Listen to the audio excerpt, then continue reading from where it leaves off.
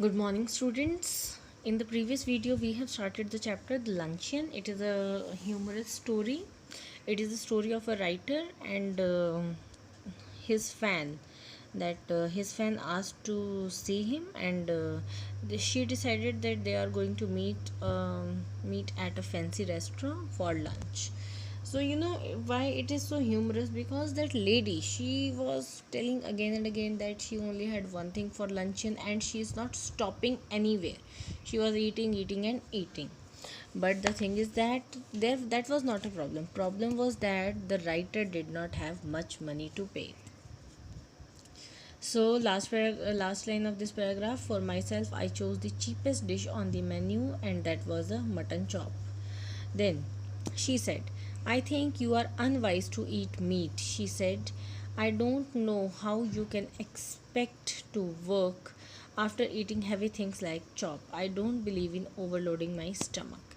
So now what she was saying, she was just advising him again and again that why are you eating, so you should not eat these kind of things because these are so heavy, and after that we will not able to do some work. She said, I don't believe in overloading my stomach, means I don't eat extra. Then came the question of drink. So up to here she had salmon and caviar. Now she wanted now the drink. Now the question of drink was there. Then she said, I never drink anything for luncheon. Neither do I answered promptly. So they both answered, but what happened? Except white wine. Again she started, firstly she said, I don't drink anything for luncheon. Then she said, except white wine. She proceeded as though I had not spoken. These wines are so light, they are wonderful for the digestion. So she was saying that these white wines are very nice for the digestion. What would you like? I asked, hospitable still, but not exactly effusive. Effusive is enthusiastic, excited, Then the writer, he asked that what would you like to have for drinking. Then she gave me a bright and amicable flash of her white teeth, with a bright smile. She said, my doctor won't let me drink anything but champagne. She said, my doctor will only allow champagne to me, no other drink will be allowed, so I will have champagne. I fancy I turned a trifle pale. I was quite worried at that time because that is also a very costly drink. I ordered half a bottle. I mentioned casually that my doctor had absolutely forbidden me to drink champagne.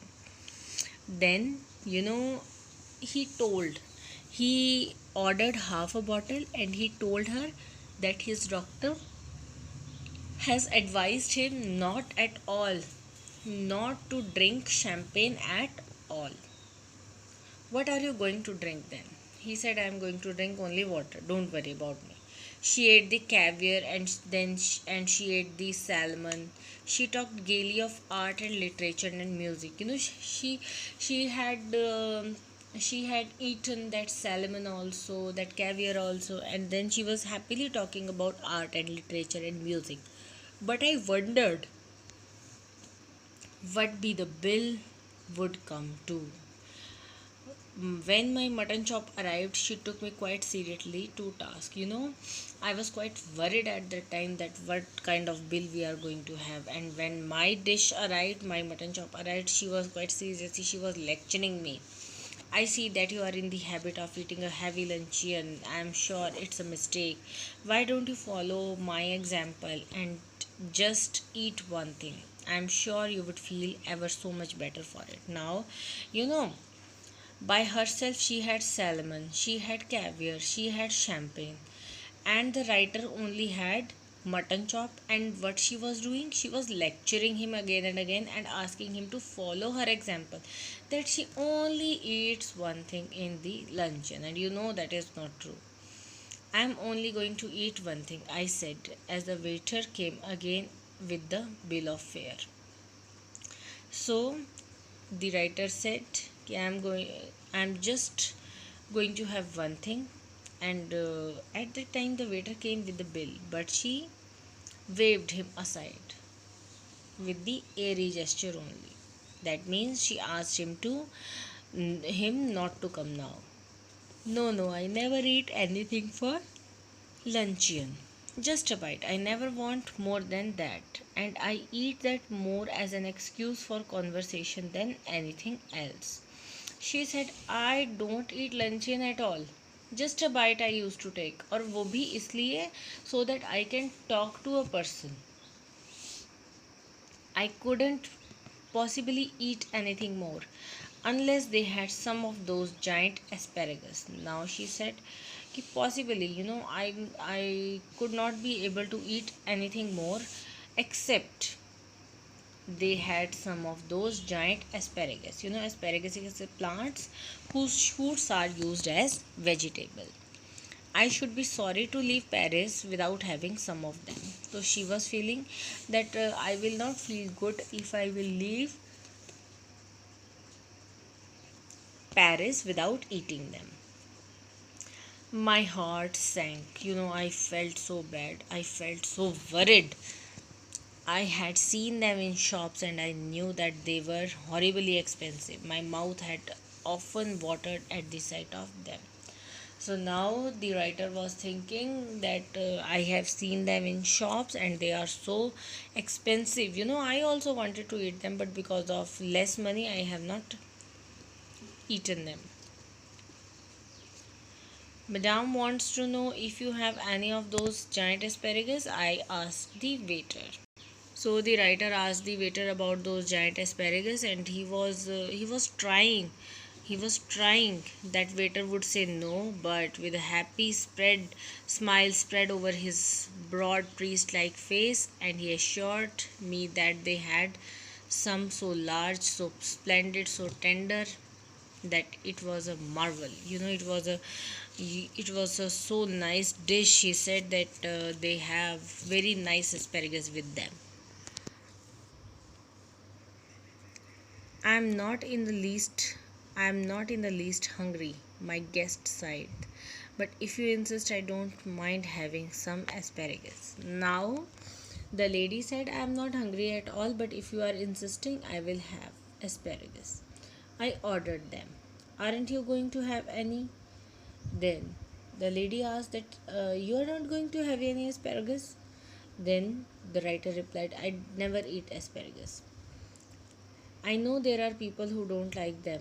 The fact is, you ruin your palate by all the meat you eat. We waited for the asparagus to be cooked. Panic seized me. It was not a question now how much money I should have left over for the rest of the month, but whether I had enough to pay the bill. Now the writer was so worried. He was not willing to sit over there. He was so worried. Now the question was not that how much money he is going to spare for rest of the month. Now the question was there, would he be able to pay the bill or not? Then it would be mortifying to find myself 10 francs short and be obliged to borrow from my guest. Now he was thinking that it would be quite humiliating that I would be falling short of some money and I'm going to borrow that from my guest. I could not bring myself to do that. So, he was feeling so humiliating that if this situation comes, that what I am going to do. I knew exactly how much I had, and if the bill came to more, I made up my mind that I would put my hand in my pocket and with a dramatic cry start up and say it had been picked. Of course, it would be awkward if she had not money enough either to pay the bill, then the only thing would be to leave my watch and say I would come back and pay later. So he was preparing himself for every situation. The asparagus appeared. They were enormous, succulent, and appetizing. So lovely they were. Succulent means juicy. So lovely. And then the smell of the melted butter tickled my nostrils, but all I could do was to watch my guest thrust them down in large mouthfuls. At last she finished. So He was also willing to eat them because that were so tasty. They appeared so tasty. But all he could do was to wait his guest to eat that. Then coffee, I said, yes, just an ice cream and coffee, she answered. I was past caring now, so I ordered coffee for myself and an ice cream and coffee for her. So, then he asked, do you want to have coffee? Then he ordered a coffee for himself also. Because now he was not caring at all that how much money he was going to spare. Now he was okay. Jo hoga dekha jayega. There is one thing I thoroughly believe in, she said as she ate ice cream. One should always get up from meal feeling one could eat a little more. Now again, she had started lecturing the writer. So these things we will study in the next video. So students, revise the chapter. Thank you students. Have a nice day.